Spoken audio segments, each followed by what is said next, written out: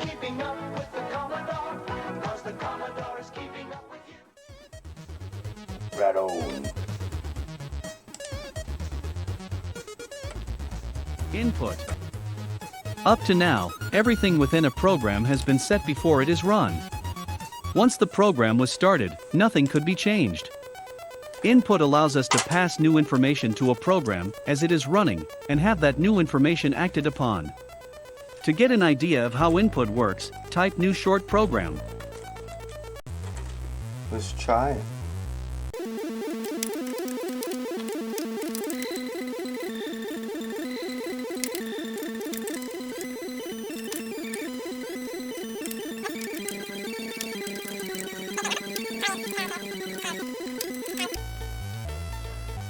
Question mark. Okay. Commodore 64. Lara Croft, welcome to the backseat. So that was cool. List. You typed list. Oh, it's still in the program.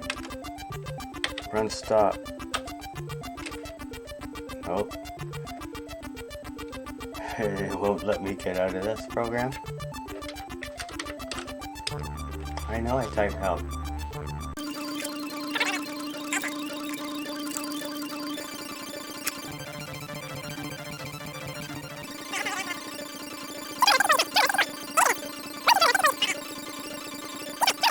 What happens when you run this program is simple. A question mark will appear, indicating that the computer is waiting for you to type something. Enter any character or group of characters from the keyboard and hit I.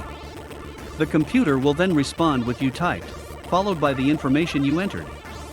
This may seem very elementary, but imagine what you can have the computer do with any information you enter.